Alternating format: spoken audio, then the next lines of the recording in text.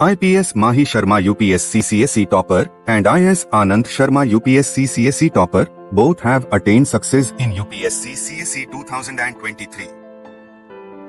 Can you guess what's common between them? Both opted Sociology for CSE main as optional paper. Both have scored good marks in optional paper. Both have prepared Sociology optional under teaching and mentorship of Vikas Ranjan Shar with Sociology Foundation to Finale program.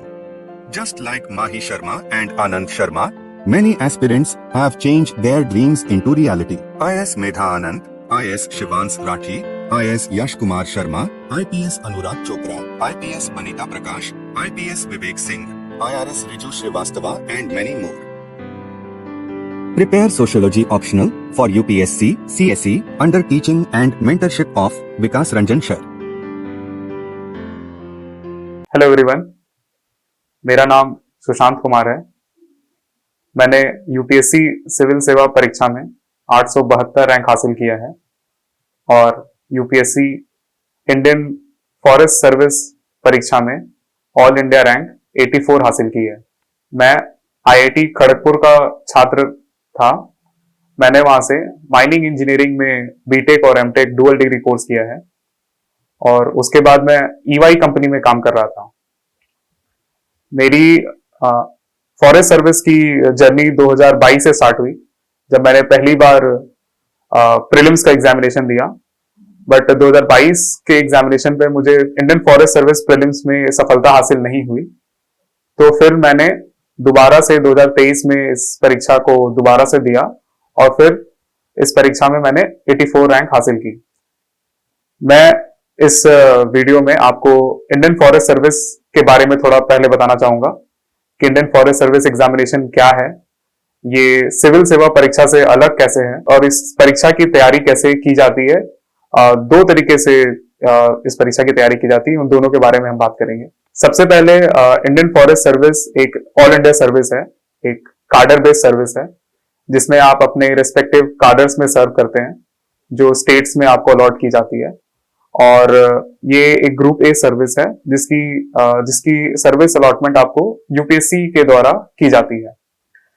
The mandate जो इस service का है वो national forest policy 1988 और draft Indian forest policy 2018 को implement करना है और इससे रिलेटेड बहुत सारी जो आपका फॉरेस्ट मैनेजमेंट है, वाइल्ड लाइफ मैनेजमेंट है, फॉरेस्ट रेवेन्यू प्रोडक्शन हो गया, फिर आपका वाइल्ड लाइफ को कैसे क्राइम कंट्रोल करते हैं। अभी जैसे हम क्लाइमेट चेंज की एरा में बढ़ रहे हैं तो क्लाइमेट चेंज को कैसे कंट्रोल करना है, तो ये सब इसके काफी सारे प्रोफाइल्स इसमें लिंक्ड हो जाते हैं।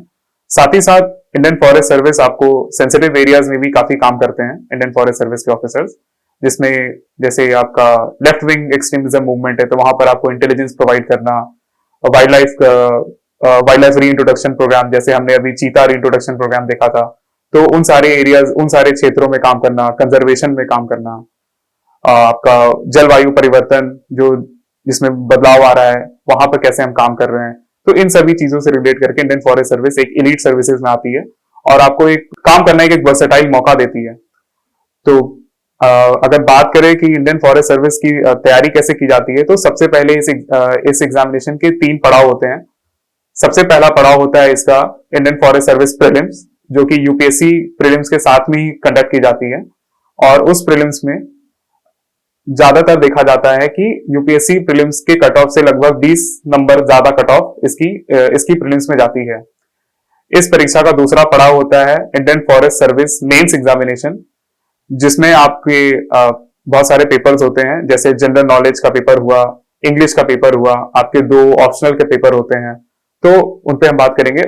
उस तरीके से आपके 4 पेपर्स होते हैं। और फिर इसका तीसरा और अंतिम पड़ाव होता है इंडियन फॉरेस्ट सर्विस का इंटरव्यू, जो आपकी यूपीएससी भवन ढोलपुर हाउस में नई दिल्ली में ली जाती है और उसके बाद आपका चयन इंडियन फॉरेस्ट सर्विस में होता है। तो अगर बात करें इंडियन फॉरेस्ट सर्विस प्रीलिम्स की, तो प्रीलिम्स एग्जामिनेशन हाल के दिनों में देखा जा रहा है कि ये थोड़ा डिफिकल्ट होते चला है। 2020-19 के बाद से हम देख रहे हैं कि इसकी डिफिकल्टी लेवल थोड़ी सी बढ़ाई जा रही है, क्वेश्चंस का पैटर्न भी चेंज हुआ है और पिछले साल 2023 में यूपीएससी ने अपने ऑप्शंस जो वो ऑप्शंस देते हैं उसमें भी काफी परिवर्तन किया है। जैसे पहले हम लोग जब सॉल्व करते थे तो उसमें हम एलिमिनेशन टेक्निक का इस्तेमाल करते थे, लेकिन वो पिछले साल से एलिमिनेशन टेक्निक अब कंप्लीटली रिमूव कर दिया गया है यूपीएससी से। तो वहां पे अब आपका सारा का सारा जो यूपीएससी प्रीलिम्स निकालने की जो स्ट्रैटेजी आ गई है वो कंप्लीटली नॉलेज बेस्ड पे आ चुकी है कि आपका कितना नॉलेज है, आपने कितनी डेप्थ में पढ़ाई की है, कितना समझ के पढ़ाई किया है। तो वहां से आपका प्रीलिम्स की स्ट्रैटेजी स्टार्ट होती है। अगर बात करें जीएस पेपर 1 की, जो प्रीलिम्स में सुबह का पेपर होता है, जिसका एग्जाम 9 से 11 के बीच में होता है, तो वहां पे काफी सारे सब्जेक्ट्स से पूछे जाते हैं प्रश्न। जैसे हिस्ट्री से पूछा जाता है, ज्योग्राफी है, science and tech, environment, polity, economy, current affairs. तो सारे विषयों से लगभग अलग अलग मात्राओं में प्रश्न पूछे जाते हैं। पॉलिटी से ज्यादातर 17 से 18 क्वेश्चन पूछे जाते हैं, हिस्ट्री से भी 10-12 क्वेश्चंस, इकोनॉमी से 20 क्वेश्चंस, एनवायरनमेंट का ज्यादा वेटेज बढ़ गया है आज के हाल के दिनों में। साइंस एंड टेक भी एक काफी महत्वपूर्ण रोल प्ले कर रहा है यूपीएससी प्रीलिम्स परीक्षा पास करने में। तो इन सारे विषयों को अच्छे तरीके से पढ़ना, अच्छी स्ट्रैटेजी बनाना, जो बेसिक स्टैंडर्ड बुक्स है जैसे पॉलिटी की लक्ष्मीकांत है, इकोनॉमी के लिए मृणाल सर के नोट्स काफी हेल्पफुल आए। मैंने मृणाल सर के नोट्स से पढ़ाई की थी, विवेक सिंह की किताब से भी मैंने पढ़ाई की थी। साइंस एंड टेक के लिए मैंने विजन क्लासेस की जो मटेरियल आता है वहां से मैंने साइंस एंड टेक को कवर किया।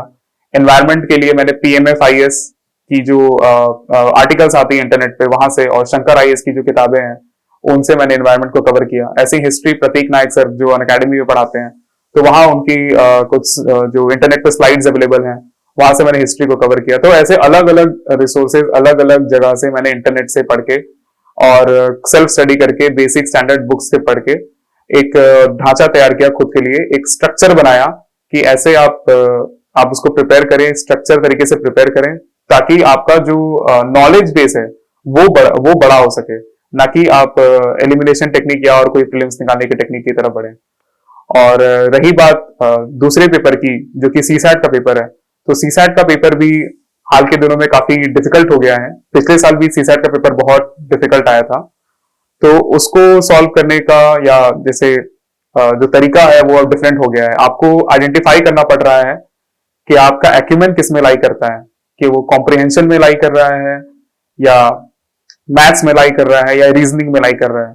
जैसे मेरा, अगर मैं अपना एग्जांपल दूं तो मेरा मैथ्स थोड़ा स्ट्रांग था और मेरा कॉम्प्रिहेंशन थोड़ा मैथ्स के कंपैरिजन में थोड़ा सा वीक रहता था, बट मैंने पिछली बार अपनी स्ट्रेटेजी चेंज की और मैंने कॉम्प्रिहेंशन पे भी बराबर मेहनत किया और मैथ्स पे भी उतना ही एफर्ट डाला, सो दैट कि मैं सीसैट एक बाधा ना बने आपकी आईएफओएस प्रीलिम्स निकालने के समय। दूसरी बात, अगर आईएफओएस मेंस एग्जामिनेशन की बात करता हूं, तो यहाँ पे आपके जो पेपर्स हैं, एक तो पहला पेपर उसमें जनरल स्टडीज का पेपर होता है जो कि 200 मार्क्स का होता है। दूसरा पेपर जो कि 300 मार्क्स का होता है। फिर आपका इंग्लिश का पेपर होता है जो कि दोबारा से 300 मार्क्स का होता है। और आपके 2 ऑप्शनल होते हैं जो अलग अलग आप ऑप्शनल ले सकते हैं। मैंने अपने केस में जियोलॉजी ऑप्ट किया था और फॉरेस्ट्री ऑप्शनल ऑप्ट किया था। तो जियोलॉजी के 2 पेपर 1 एंड पेपर 2 दोनों 200 मार्क्स के, और फॉरेस्ट्री पेपर 1 एंड पेपर 2 वो भी दोनों 200 मार्क्स के होते हैं। और उसके बाद आपका आईएफओएस का इंटरव्यू होता है यूपीएससी भवन में जो कि आपके 300 मार्क्स के होते हैं। तो लगभग ये एग्जामिनेशन जो है 3 भागों में बटा हुआ है और आपको हर भाग में उतनी ही अच्छी परफॉर्मेंस देनी होती है सो दैट आपकी नाम फाइनलिस्ट में है। अब मैं आपको ऑप्शनल के बारे में बताना चाहता हूं कि इंडियन फॉरेस्ट सर्विस में ऑप्शनल कैसे चयन करते हैं और कैसे उसकी तैयारी करते हैं। तो फॉरेस्ट सर्विसेज में सबसे इंपॉर्टेंट आपका ऑप्शनल है, क्योंकि ये सिविल सर्विसेज के ऑप्शनल से थोड़ा डिफरेंट होता है। सिविल सर्विसेज में हम जनरली आर्ट्स बैकग्राउंड के भी ऑप्शंस को देख लेते हैं, जैसे एंथ्रोपोलॉजी है, सोशियोलॉजी है, ज्योग्राफी है, पॉलिटिकल साइंस है, इंटरनेशनल रिलेशन, पीएसआईआर जिसे हम कहते हैं। ऐसे काफी सारे ऑप्शंस आपको देखने को मिल जाते हैं सिविल सर्विसेज में। लेकिन जब हम फॉरेस्ट सर्विसेज में आते हैं तो यहाँ पे हमें साइंस बैकग्राउंड के ऑप्शंस का चयन करना होता है, जिसमें एग्रीकल्चर इंजीनियरिंग, फॉरेस्ट्री, जियोलॉजी और शायद मैथमेटिक्स भी होता है। तो ऐसे कर करके काफी सारे साइंस पृष्ठभूमि वाले ऑप्शंस आपको देखने को मिलते हैं। तो यहाँ पे आपको अपना ऑप्शन का चयन सोच समझकर थोड़ा करना चाहिए कि आप कैसे आप उन महीनों में जो बच्चे यूपीएससी मेंस लिखने के बाद जो फॉरेस्ट सर्विस मेंस की तैयारी करते हैं, तो लगभग आपको 40 से 50 दिन का समय मिलता है। तो यहाँ पे उस 40 से 50 दिन में आपको सोच समझ कर कि आपका बैकग्राउंड क्या है, आपने कहाँ से इंजीनियरिंग की है या कहाँ से आपने एमएस किया है, बीएससी किया है, उस हिसाब से आपको अपना एक्यूमेंट देखकर आपको ऑप्शनल डिसाइड करना होता है। मेरे केस में, क्योंकि मैं माइनिंग इंजीनियरिंग करी है मैंने आईआईटी खड़गपुर से, तो मेरे लिए जियोलॉजी ऑप्ट करना एज एन ऑप्शनल थोड़ा आसान पड़ा, क्योंकि सेकेंड ईयर में हमने इंजीनियरिंग जियोलॉजी कोर्स किया था अपने कॉलेज में। तो वहां से मुझे जियोलॉजी के बारे में पहले से आइडिया था, और मैंने फिर यूपीएससी का सिलेबस देखा, उसके बाद उसका क्वेश्चन पेपर देखा, जो कि पिछले साल के जो क्वेश्चन पेपर आते हैं, तो वहां से एक आइडिया लगा कि जियोलॉजी को पढ़ा जा सकता है, जियोलॉजी को एक स्ट्रक्चर तरीके से तैयारी किया जा सकता है 30 से 40 दिनों में। और रही बात दूसरी ऑप्शनल सेलेक्ट करने की, तो वहां पे फॉरेस्ट्री एक इंपॉर्टेंट ऑप्शनल इसलिए बन जाता है क्योंकि आप इंडियन फॉरेस्ट सर्विस एग्जामिनेशन में जाने वाले हैं। तो फॉरेस्ट्री का एक बैकग्राउंड पता होना इंटरव्यू में भी आपकी मदद करेगा और आने वाले सर्विसेज में भी आपको मदद करेगा। ऊपर से ये आपको एक इंटरेस्ट डेवलप करने में मदद करेगा जब आप नए पौधों के बारे में, वाइल्ड लाइफ के बारे में, कंजर्वेशन के बारे में, फॉरेस्ट मैनेजमेंट के बारे में, फॉरेस्ट इंजीनियरिंग के बारे में, तो इन ये सारे जो टॉपिक्स के बारे में जब आप पढ़ेंगे तो आप और ज्यादा डीपर अंडरस्टैंडिंग कर सकते हैं कि फॉरेस्ट क्या होता है, फॉरेस्ट को रेगुलेट करने के लिए क्या लॉज बनाए गए हैं, क्या रेगुलेशंस हैं, कंट्री किस तरफ बढ़ रही है, 33% जो हमारा फॉरेस्ट कवर का एम है हम उसके तरफ कैसे बढ़ रहे हैं। तो ये एक आइडिया, एक ओवरऑल आइडिया आपको फॉरेस्ट्री ऑप्शनल के सिलेबस से भी मिल जाता है। आगे बढ़ने के पहले मैं जियोलॉजी के बारे में बात करना चाहूंगा कि जियोलॉजी ऑप्शनल एक काफी अगर मैं उसे सरल ना कह के ये स्ट्रक्चर्ड ऑप्शनल कहूं, जो कि कम समय में लिमिटेड टाइम से और प्रॉपर एफर्ट डाल के कंप्लीट किया जाने वाला ऑप्शनल मैं इसे कह सकता हूं। मैंने काफी सारे दोस्तों ने भी जियोलॉजी ऑप्शनल को ऑप्ट किया था जिनका ऐसे कोई माइनिंग इंजीनियरिंग का बैकग्राउंड नहीं था, लेकिन उनका साइंस बैकग्राउंड था।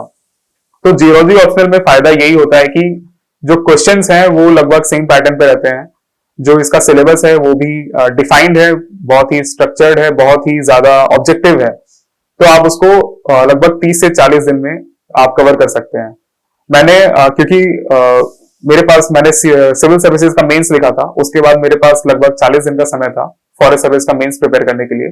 तो उन दिनों में मैंने रिस्क ना लेते हुए डिसाइड किया कि मैं कोचिंग क्लासेस ज्वाइन करूंगा, ताकि सारे नोट्स और सारा मटेरियल मुझे एक जगह मिल जाए और फिर मुझे ज्यादा उसमें परेशानी ना हो। तो मैंने प्लैनेट जियोलॉजी करके एक कोचिंग है, संस्थान है, जो फॉरेस्ट्री और जियोलॉजी या आईएफओएस की तैयारी कराती है। तो फिर वहां से मैंने उनका क्रैश कोर्स ज्वाइन किया जियोलॉजी और फॉरेस्ट्री में।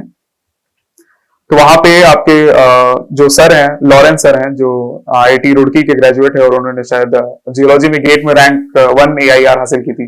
तो वो सर ने मुझे गाइड किया अकॉर्डिंगली कि जियोलॉजी कैसे बेनिफिशियल होगा इंडियन फॉरेस्ट सर्विस एग्जामिनेशन के लिए। तो जियोलॉजी का सिलेबस की अगर बात करें तो इसमें काफी सारे टॉपिक्स आ जाते हैं।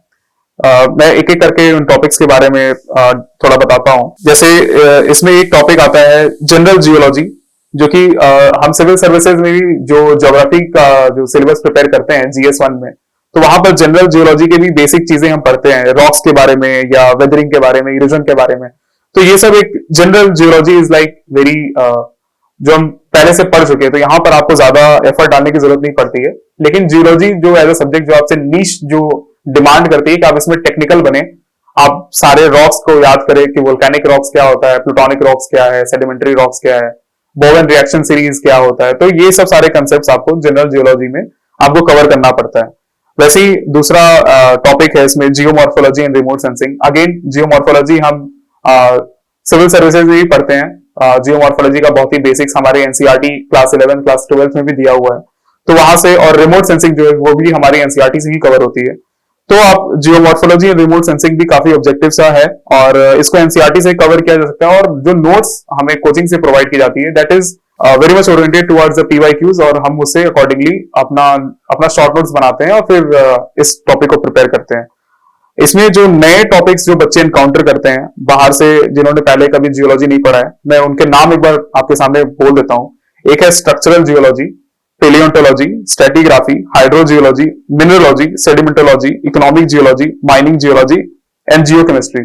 तो ये सारे जो नए टॉपिक्स आते हैं आपके जियोलॉजी के सिलेबस में, तो मतलब प्रेमा फेसी अगर बात करें तो ये सुनकर थोड़ा सा लगेगा कि आपने कभी इसको पढ़ा नहीं है, लेकिन क्योंकि आप एक साइंस बैकग्राउंड से अगर आप आ रहे हैं तो आपने जैसे साइंस पढ़ा था वैसे ही ये सब साइंस है, सारा फिजिक्स है। आपको सब कुछ लॉजिकली समझना पड़ेगा, एक एक टॉपिक के बारे में, एक एक टॉपिक को इंटर रिलेट करना पड़ेगा, और थोड़ा सा मैथमेटिक्स भी आ जाता है इसमें।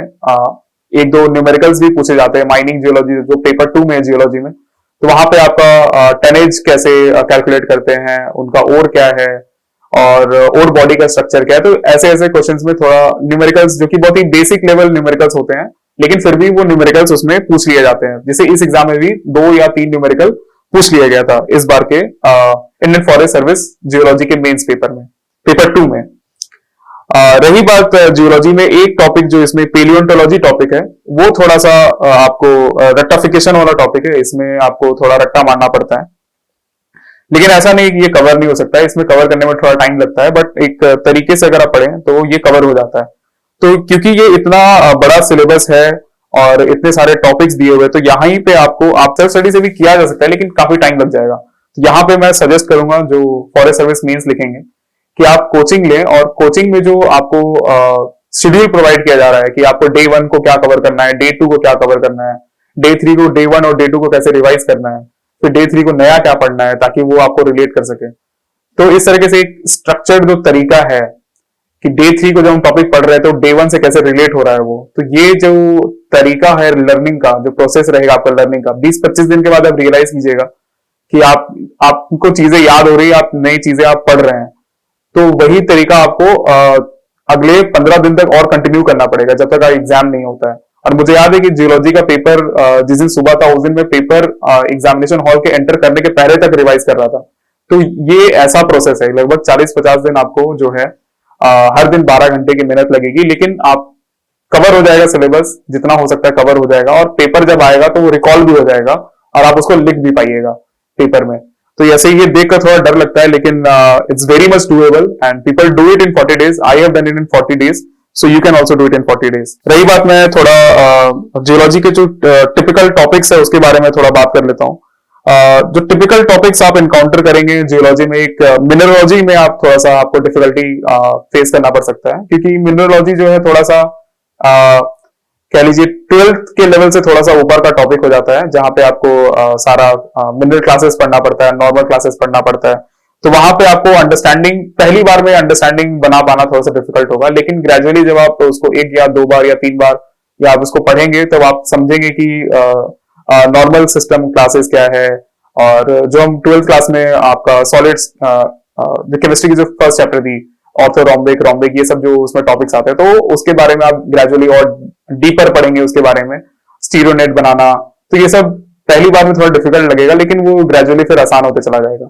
यहीं पे मैं अपने प्लैनेट जियोलॉजी कोर्स के इंस्ट्रक्टर मयंक सर के बारे में आपको बताना चाहूंगा कि मयंक सर ने जो प्लैनेट जियोलॉजी में हमें पढ़ाया, और उन्होंने जैसे इसको सिंप्लीफाई किया इस टॉपिक को कि मिनरलॉजी, सेडिमेंटोलॉजी और इकोनॉमिक जियोलॉजी को कैसे एक बड़े टॉपिक को शॉर्ट करके, सिंप्लीफाई करके कैसे हमने कवर किया, तो वहां पे काफी इंपॉर्टेंट कोचिंग ने रोल प्ले किया था।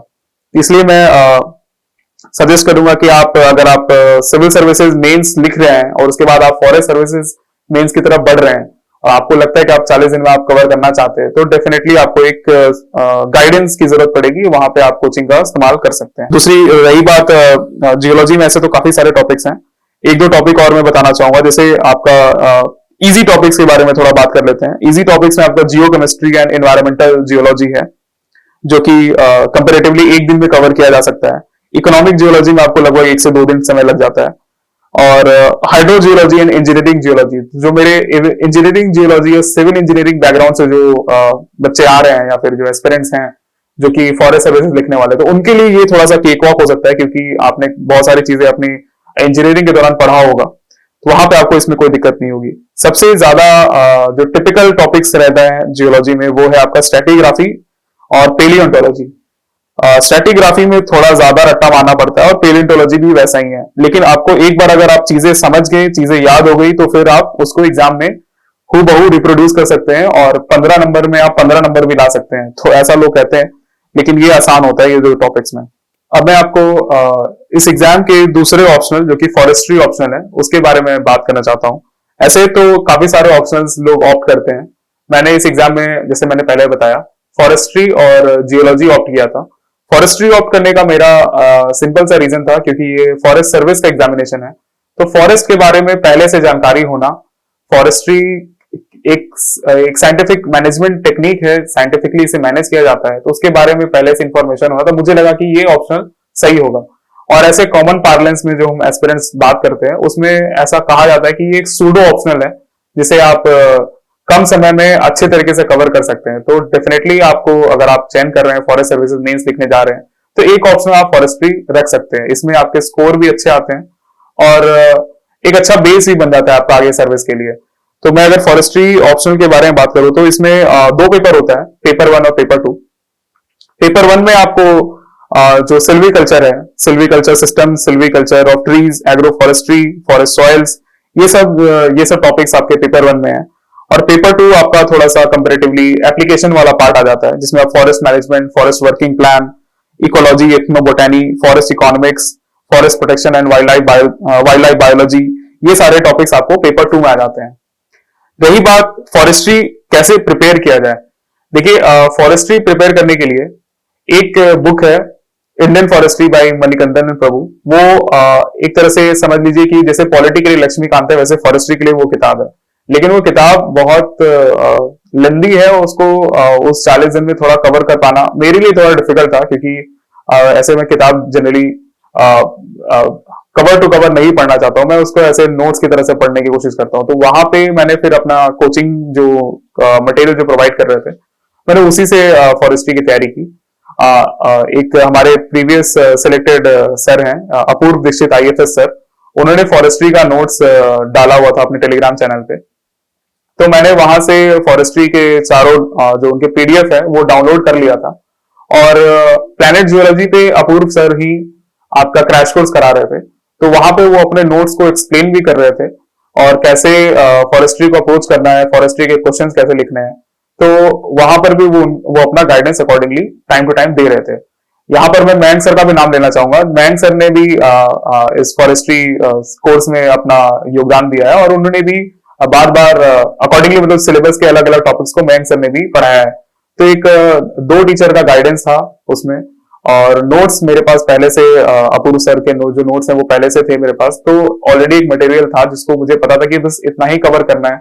और क्योंकि आप बहुत ही शॉर्ट ड्यूरेशन में आप 2 ऑप्शनल कवर कर रहे हैं, 40 दिन का टाइम है, आपको जियोलॉजी भी करना है, दिन का टाइम आपको जियोलॉजी में देना है, शाम का टाइम आपको जैसे मेरा जो टाइम टेबल था, मैं इसमें लगभग 70:30 का जो रेशियो रहता था, 70% टाइम मैं जियोलॉजी को देता था और 30% टाइम फॉरेस्ट्री को देता था। तो वहां पे आपको फॉरेस्ट्री भी कवर करना होता था हर दिन।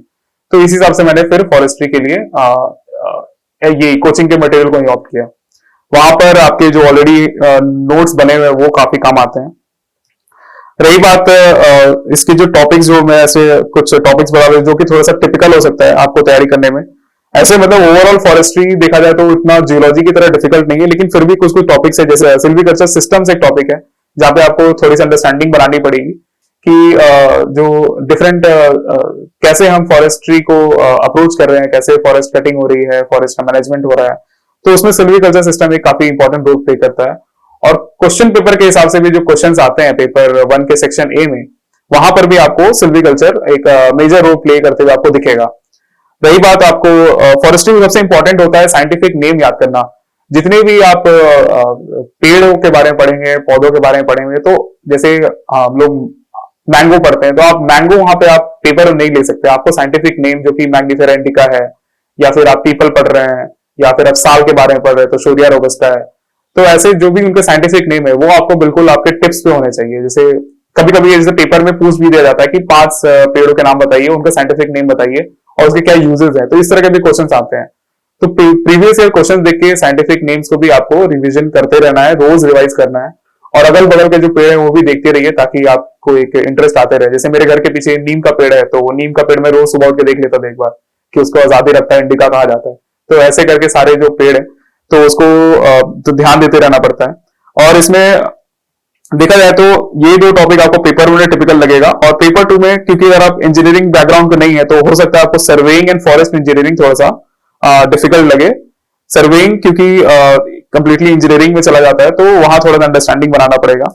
और सबसे बड़ा टॉपिक जो पेपर 2 में है वो है forest mensuration and remote sensing. तो फॉरेस्ट मेंसुरेशन के लिए एज सच मणिकंदन प्रभु में ठीक से उतना डिटेल में नोट्स नहीं दिया गया, और काफी सारे इसमें इक्विपमेंट्स होते हैं जिसके बारे में क्वेश्चंस पूछ लिए जाते हैं बार बार।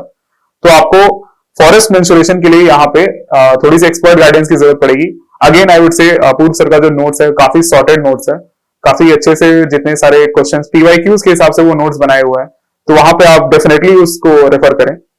तीसरा जो टॉपिक है पेपर 2 में वो है forest working plan and forest management and management systems.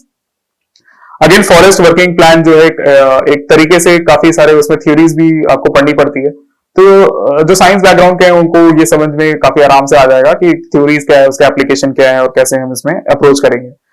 फिर बाकी की जो चीजें हैं फॉरेस्ट इकोनॉमिक्स एंड लेजिस्लेशन, तो ये फॉरेस्ट लेजिस्लेशन जो है ये आपके पेपर के लिए इतना इंपॉर्टेंट नहीं रह जाएगा। बस उसमें आपको नेशनल फॉरेस्ट पॉलिसी का जो एवोल्यूशन हुआ है, या फॉरेस्ट पॉलिसी में कैसे एक फॉरेस्ट पॉलिसी दूसरे फॉरेस्ट पॉलिसी से कैसे बेहतर है, जैसे 1988 की जो पॉलिसी है वो 1952 की पॉलिसी से कैसे अच्छी है, इस तरह का कंपैरिजन वाला सवाल आपसे पूछ लिया जाता है।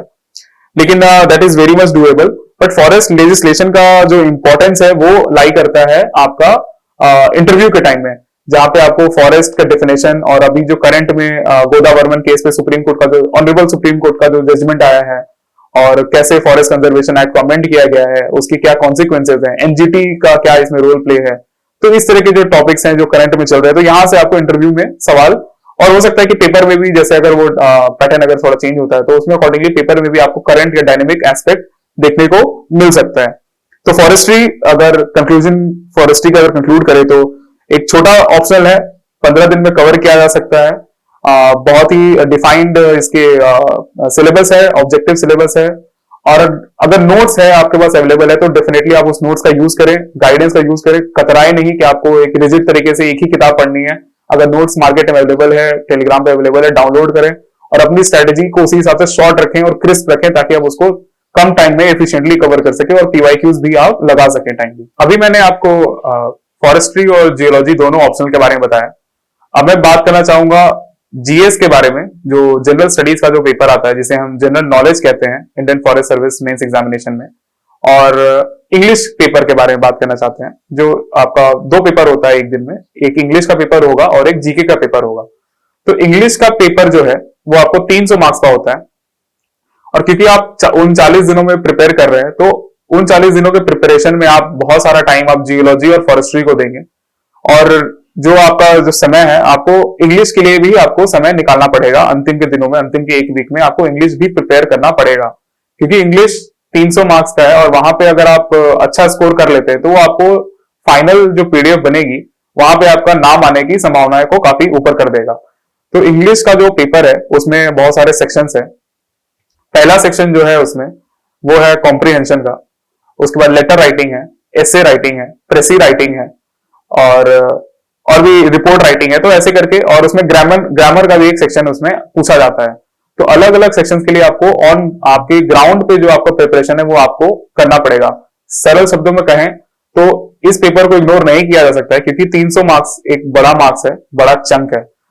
लेटर राइटिंग वगैरह जो है वो आप गूगल से देख सकते हैं, प्रीवियस ईयर क्वेश्चन उठा के देख सकते हैं। तो जो उसका फॉर्मेट है जो हम स्कूल में क्लास 10 तक जो पढ़े हैं वहां से हम एनसीईआरटी की जो किताब है वहां से आप उसका फॉर्मेट देखकर आप प्रिपेयर कर सकते हैं। रही बात आपकी रिपोर्ट राइटिंग की या एसे राइटिंग की, तो मैं यहाँ पे क्योंकि अब चैट जीपीटी आ गया है, एआई टेक्नोलॉजी आ गया है, तो अब चैट जीपीटी का भी इस्तेमाल कर सकते हैं। जैसे मुझे याद है कि जो प्रीवियस ईयर की जितने रिपोर्ट राइटिंग के जो क्वेश्चन है मैंने उसको चैट जीपीटी पे डाल के एक बेसिक फ्रेमवर्क तैयार कर लिया था कि 300 वर्ड से 400 वर्ड में कैसे उसको कंपाइल करना है, क्या उसका स्ट्रक्चर रहेगा, क्या उसमें लिखा जाए, कैसे एक इंपैक्ट रिपोर्ट लिखा जाए। तो चैट जीपीटी का यहाँ पे यूज कर सकते हैं। लेटर राइटिंग के लिए भी आप चैट जीपीटी जैसे जो भी कंटेंट पूछा जा रहा है, बेसिकली बहुत ही जो क्वेश्चंस है वो इस सिमिलर पैटर्न पे रहते हैं कि आप कहीं के डीएफओ हैं, आपको कुछ इंप्लीमेंट कराना है, इस तरह का जो लेटर है, या ऑनरेबल मेंबर ऑफ पार्लियामेंट को एक लेटर लिखना है कि आपके एरिया में ये प्रॉब्लम हो रहा है, तो इस तरह का जो बेसिक सा एक पैटर्न है, तो आप उसको थोड़ा गूगल करके या चैट जीपीटी करके देख सकते हैं। तो आपको एक बेसिक कंटेंट मिल जाएगा प्रिपेयर करने के लिए, फिर आप उसको अपने हिसाब से मोल्ड कर सकते हैं। प्रेसी राइटिंग एक इंपॉर्टेंट है यहाँ पे, तो प्रेसी राइटिंग के लिए जो यूट्यूब पे वीडियोस आते हैं, जो भी अलग अलग एग्जाम की तैयारी कराते हैं, तो वहां से आप प्रेसी राइटिंग देख लें कि आप कैसे उसको जो कि 450 वर्ड्स को आपको 1/3 करके 150 वर्ड्स में लिखना होता है, क्योंकि वहां पे बॉक्सेस दिए होते हैं और हर बॉक्स में आपको एक ही वर्ड लिखना होता है, तो वो बॉक्स काउंट होता है अल्टीमेटली। तो अगर आपको कॉम्प्रिहेंशन दिया हुआ है 450 या 500 वर्ड का, तो उसको 1/3 करके आपको उतने वर्ड्स में लिखना होगा। रही बात रिपोर्ट राइटिंग की, तो वो मैंने आपको चैट जीपीटी से बताया। लेटर की भी वही कॉम्प्रिहेंशन जो है, वो कॉम्प्रिहेंशन बेस्ड क्वेश्चन पूछे जाते हैं, तो वो आप कॉम्प्रिहेंशन पढ़ के फिर अकॉर्डिंगली आप आंसर कर सकते हैं। थोड़ा सा यहाँ पे आपको ग्रामर का प्रिपरेशन करना पड़ जाएगा। तो ग्रामर की जो पीडीएफ्स हैं वो ऐसे टेलीग्राम चैनल से मिल जाते हैं, जो साथ में एस्पिरेंट्स तैयारी कर रहे हो तो वो वहां पे डाल देते हैं।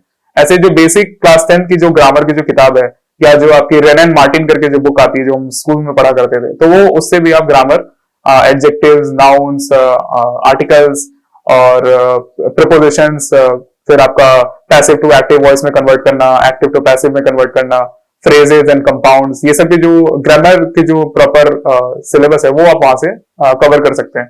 तो it will take you around a week, less than a week maybe, but definitely इसको प्रिपेयर करके जाना चाहिए।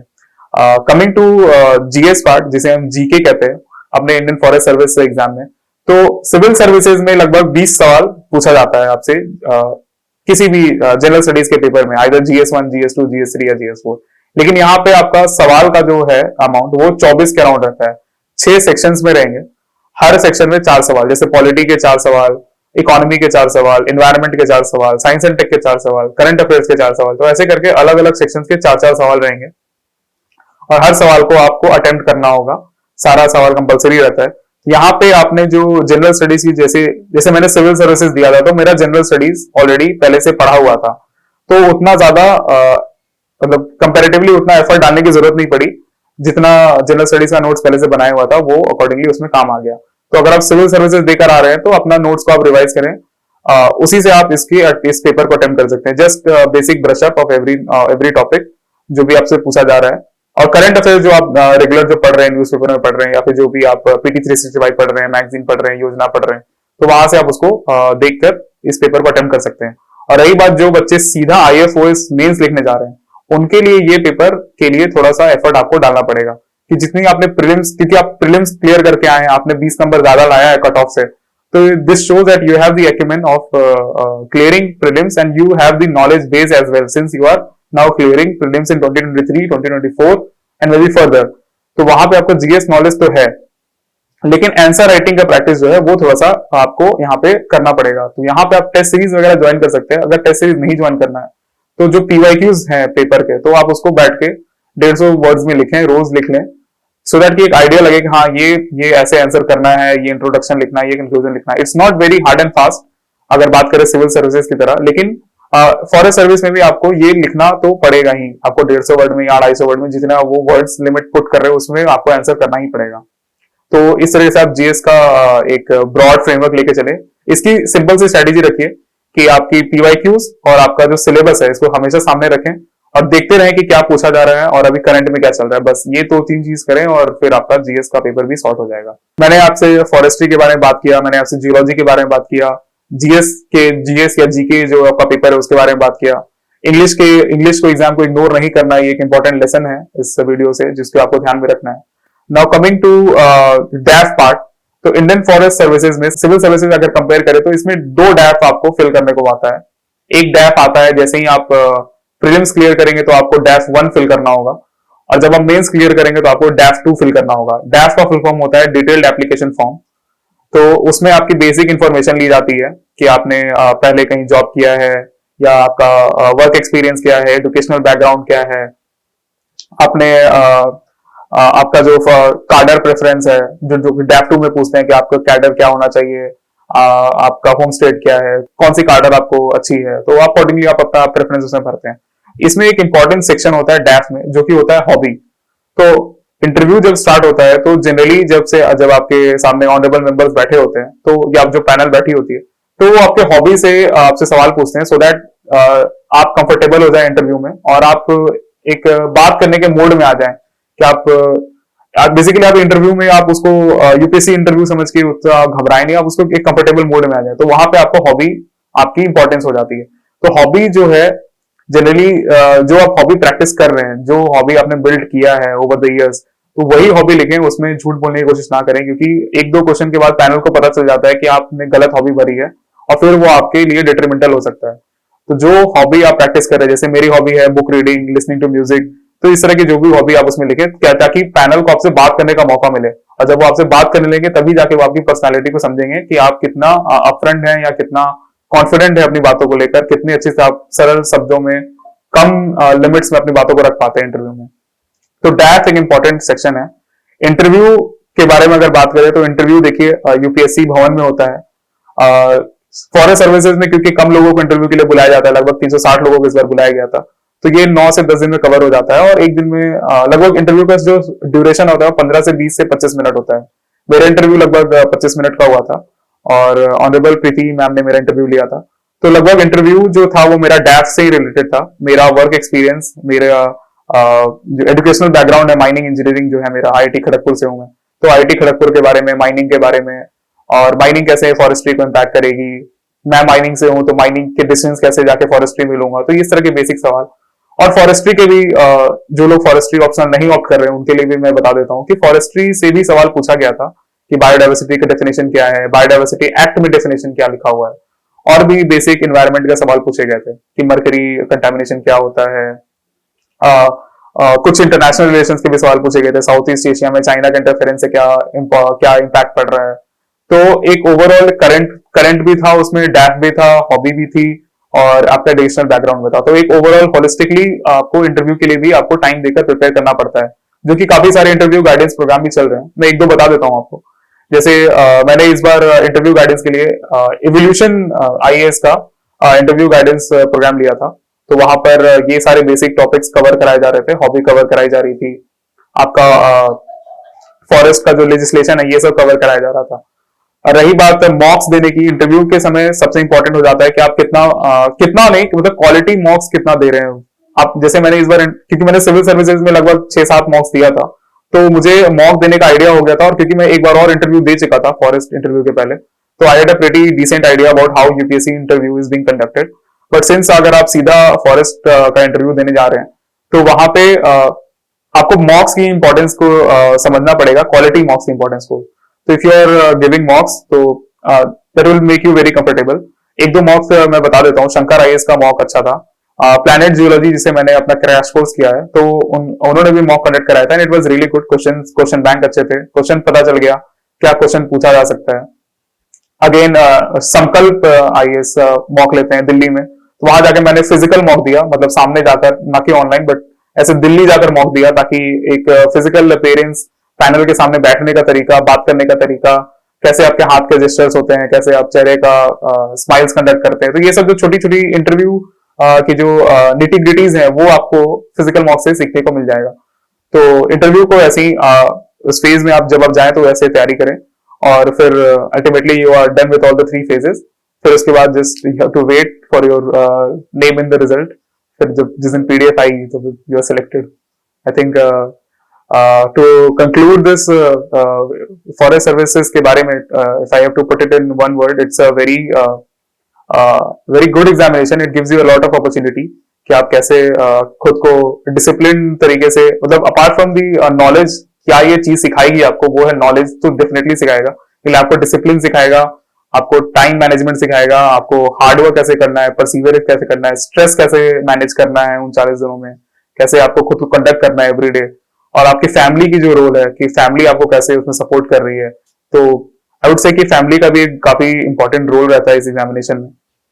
तो मेरे केस में भी मेरी फैमिली ने पूरा सपोर्ट किया मुझे, और जो उस समय जैसे हम नॉर्थ इंडियन साइड में हमारा दिवाली और छठ वगैरह भी चल रहा होता है, उस समय कैसे आपको कंडक्ट करना है उन सब सारे डिस्ट्रैक्शंस को मैनेज करते हुए, तो ये सारी चीजें कैसे एक एग्जाम आपको सिखाता है कि आप कैसे सबको मैनेज कर रहे हैं। तो it's a very good experience. Ultimately I would say कि आप अगर सिविल सर्विसेज का फॉर्म भर रहे हैं तो डेफिनेटली आप फॉरेस्ट सर्विसेज का भी फॉर्म भरें। It gives you another 150 seats and another PDF to find your name in the list.